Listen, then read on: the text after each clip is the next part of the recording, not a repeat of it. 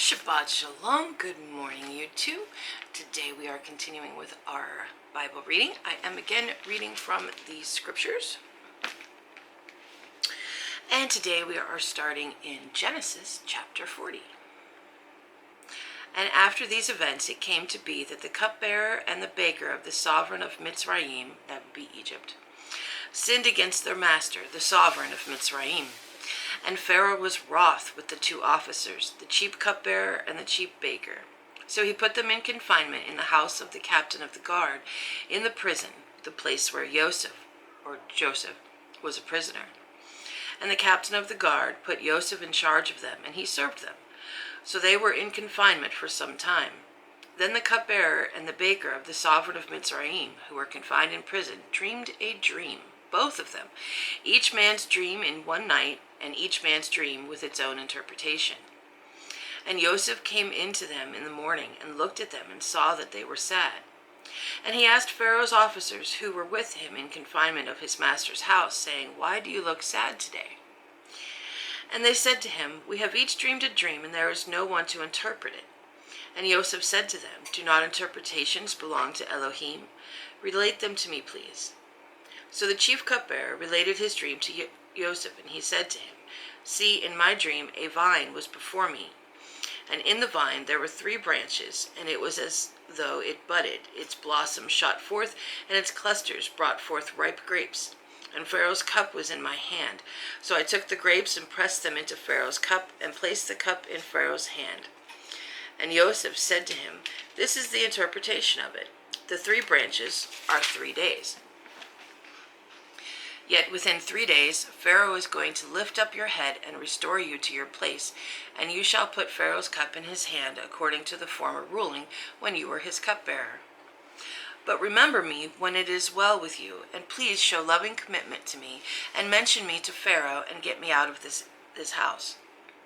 For truly I was stolen away from the land of the Hebrews, and also I have done naught that they should put me into the dungeon."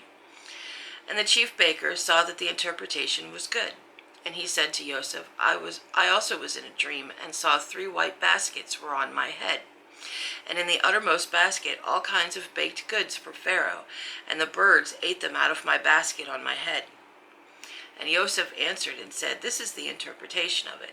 The 3 baskets are 3 days. Yet within 3 days Pharaoh is going to lift off your head from you and hang you on a tree, and the birds shall eat your flesh from you. On the 3rd day, Pharaoh's birthday, it came to be that he made a feast for all his servants. And he lifted up the head of the chief cupbearer and of the chief baker among his servants. And he restored the chief cupbearer to his post of cupbearer again. And he placed the cup in Pharaoh's hand. But he hanged the chief baker, as Joseph had interpreted to them. And the chief cupbearer did not remember Joseph, but forgot him. We all have weird dreams and wonder, what on earth is that supposed to mean something? Or what is going on with my brain? Those are some odd dreams. And with very different interpretations. I'm not so sure the baker was happy about hearing the interpretation of his. But I'm sure the cupbearer was. Yeah. Wanting to know, that urge to know things, can drive you crazy sometimes, but sometimes the answer is worse. So be careful what you wish for. Chapter 41. And it came to be at the end of 2 years' time that Pharaoh had a dream, and saw him standing by the river, and saw 7 cows coming up out of the river, beautiful looking and fat, and they fed amongst the reeds. Then saw 7 other cows coming up after them out of the river, ugly and lean of flesh, and stood by the other cows on the bank of the river. And the ugly and lean of flesh cows ate up the 7 beautiful looking and fat cows. Then Pharaoh awoke. And he slept and dreamed a second time, and saw 7 heads of grain coming up on one stalk, plump and good, and saw 7 lean heads scorched by the east wind coming up after them. And the 7 lean heads swallowed the 7 plump and complete heads. Then Pharaoh awoke and saw it was a dream. And it came to be in the morning that his spirit was moved, and he sent and called for all the magicians of Mitzrayim and all its wise men. And Pharaoh related to them his dreams, but there was no one who could interpret them for Pharaoh. Then the chief cupbearer spoke to Pharaoh, saying, I remember my crimes this day, when Pharaoh was wroth with his servants and put me in confinement in the house of the captain of the guard, both me and the chief baker. Each of us dreamed a dream in one night, he and I. Each of us dreamed according to the interpretation of his own dream. And there was with us a Hebrew youth, a servant of the captain of the guard, and we related to him, and he interpreted our dreams for us. To each man he interpreted according to his own dream, and it came to be as he interpreted for us, so it came to be. He restored me to my office, and he hanged him. Then Pharaoh sent and called Joseph, and they hurriedly brought him out of the dungeon. And he shaved and changed his garments and came to Pharaoh. And Pharaoh said to Joseph, I have dreamed a dream, and there is no one to interpret it. Now I myself have heard it said that you understand a dream to interpret it. And Joseph answered Pharaoh, saying, It is not me. Let Elohim answer Pharaoh with peace. And Pharaoh said to Joseph, See, in my dream I stood on the bank of the river and saw 7 cows coming up out of the river, beautiful looking and fat, and they fed amongst the reeds. Then saw 7 other cows coming up after them, poor and very ugly and lean of flesh, such ugliness as I have never seen in all the land of Mitzrayim. And the lean of flesh and the ugly cows ate up the first 7, the fat cows. Yet when they had eaten them up, no one would have known that they had eaten them, for they were as ugly as at the beginning. Then I awoke. And I need a coffee break.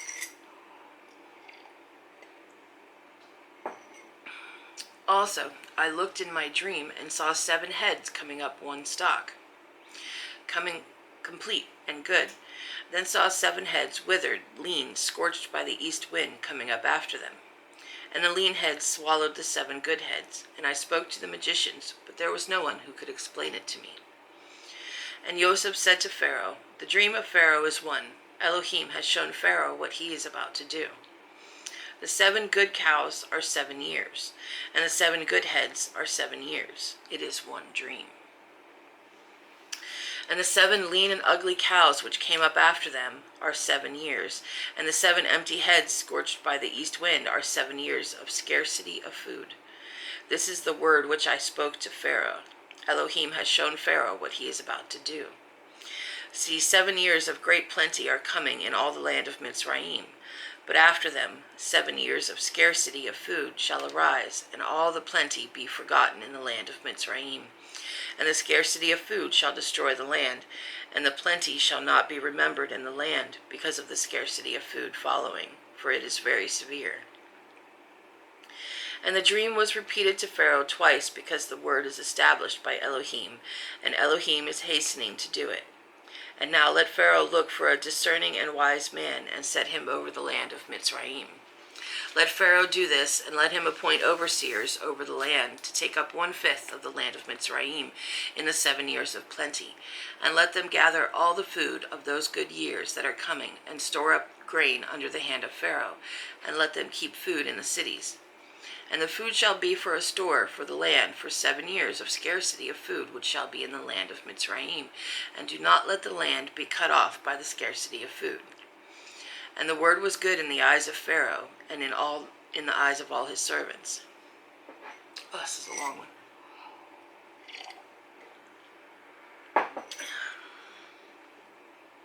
And Pharaoh said to his servants, Could we find another like him, a man in whom is the spirit of Elohim? Then Pharaoh said to Joseph, Since Elohim has shown you all this, there is no one as discerning and wise as you. Be over my house, you yourself, and at your mouth all my people shall kiss. Only in the throne I am greater than you. And Pharaoh said to Joseph, See, I have set you over all the land of Mitzrayim. And Pharaoh took his seal ring off his hand and put it on Joseph's hand. And he dressed him in garments of fine linen and put a gold chain around his neck. And he had him ride in the 2nd chariot which he had. And they cried out before him, Bow the knee, and he set him over all the land of Mitzrayim. And Pharaoh said to Joseph, I am Pharaoh, and without a word from you, let no man lift his hand or foot in all the land of Mitzrayim. And Pharaoh called Joseph's name Zapneth Paneah, and he gave him as a wife Asenath, the daughter of Pharaoh, priest of On. And Joseph went out over all the land of Mitzrayim. Now Joseph was 30 years old when he stood before Pharaoh, sovereign of Mitzrayim. And Joseph went out from the presence of Pharaoh, and went throughout all the land of Mitzrayim. And in the 7 years of plenty, the ground brought forth generously. And he gathered all the food of the 7 years which were in the land of Mitzrayim, and laid up the food in the cities. He laid up in every city the food of the fields which surrounded them. Thus Joseph gathered very much grain, as the sand of the sea, until he ceased counting, for it was without number. And to Joseph were born 2 sons before the years of scarcity of food came, whom Asenath, the daughter of Pharaoh, priest of On, bore to him. And Joseph called the name of his firstborn Manasseh.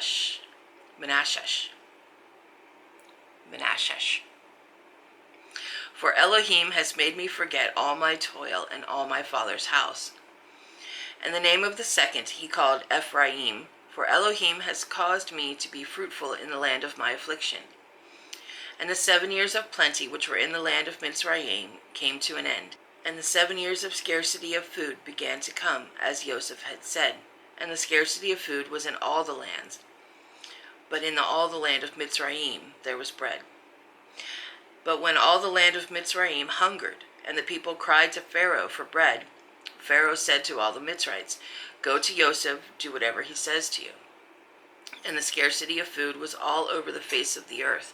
And Joseph opened all the storehouses and sold to the Mitzrites. And the scarcity of food was severe in the land of Mitzrayim. And all the earth came to Joseph in Mitzrayim to buy grain, because the scarcity of food was severe in all the earth. So, it's a very wordy, long chapter that repeats things over and over again. But Pharaoh has these 2 dreams, which are very similar.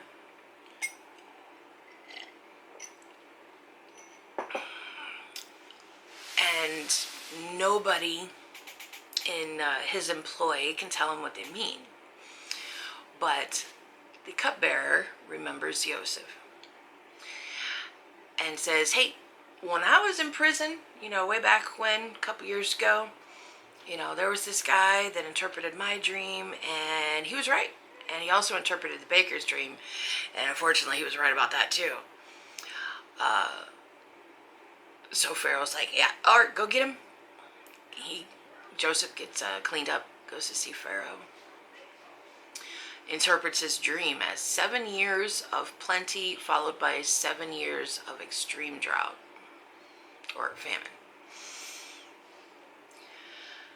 So, to all the preppers, it's biblical.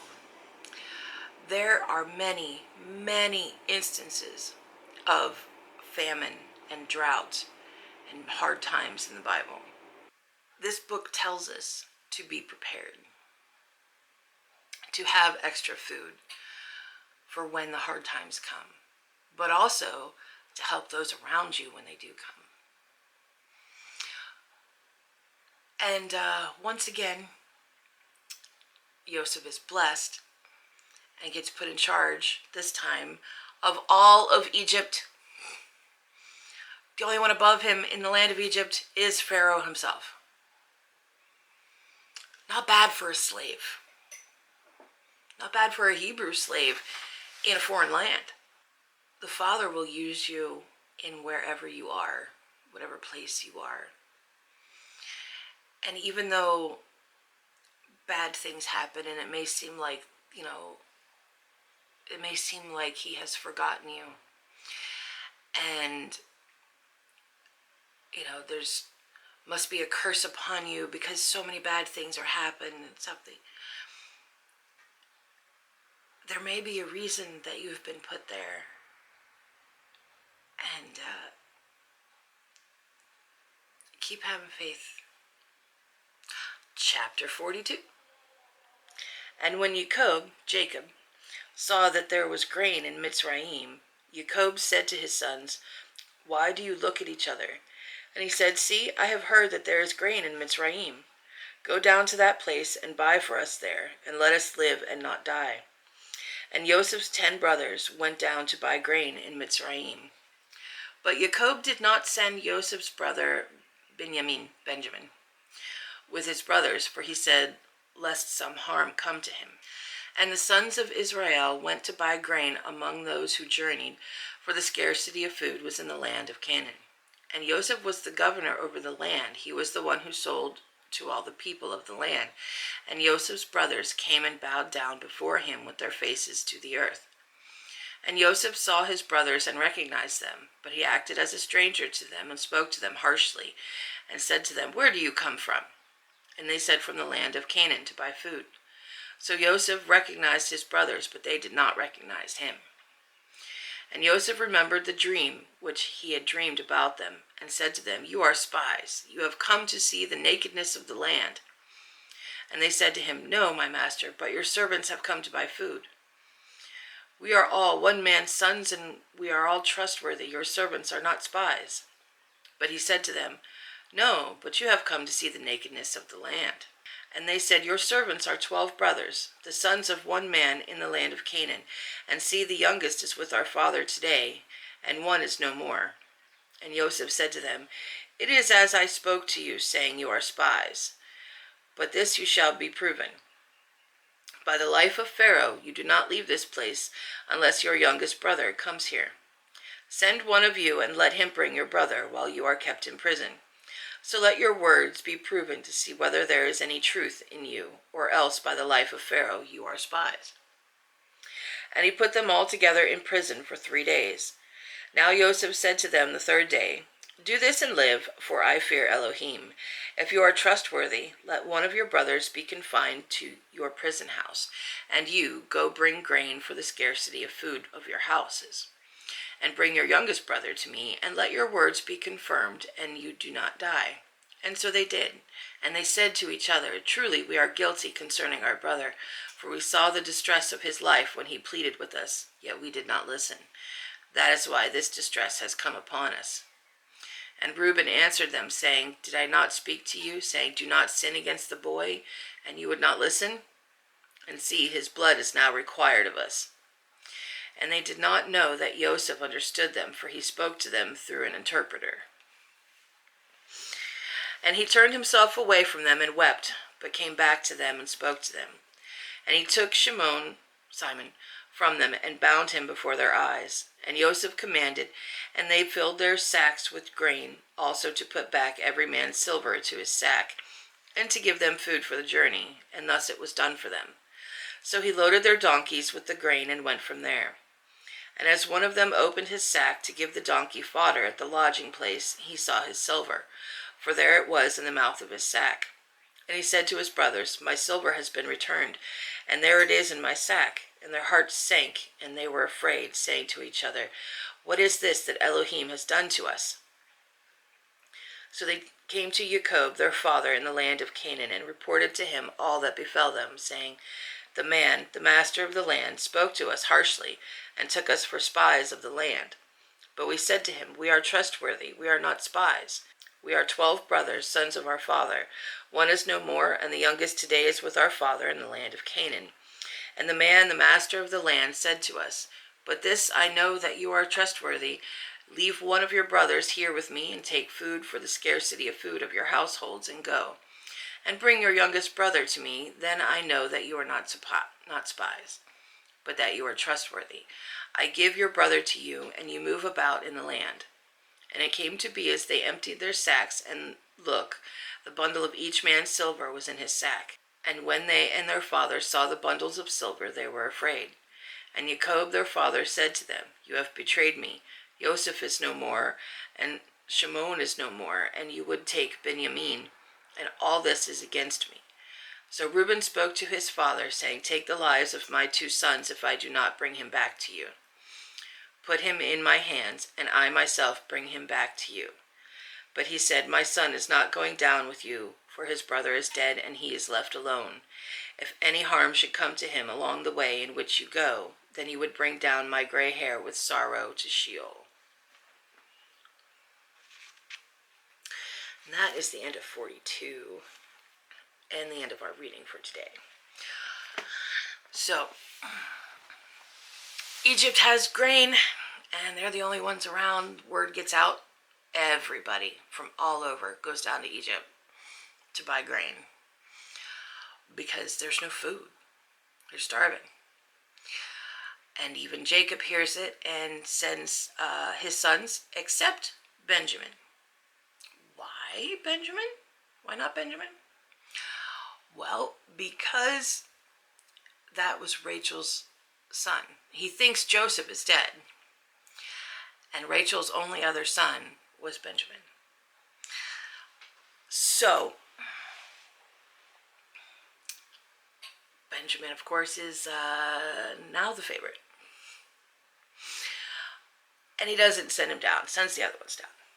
Which, 10 boys, that should be enough to go down and keep each other safe and buy grain, right? But Joseph recognizes them, and they don't recognize Joseph. He pretends not to know them. He pretends not to speak their language and uses an interpreter. That's just a little snippet in there, in case you didn't catch it. He uses an interpreter and pretends not to speak their language, but hears them repenting about doing harm to Joseph. That they say, this is why this has befallen us, because of Joseph. Reuben's like, I told you not to do it.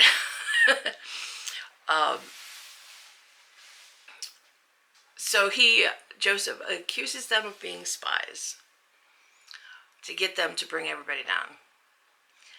And he's like, all right, well, if you're not spies, then leave one here, and the rest of you go home, take the grain. If you really are starving, you'll need the grain, so take that. And bring Benjamin, your youngest brother, back with you. Then I'll know that you're not spies.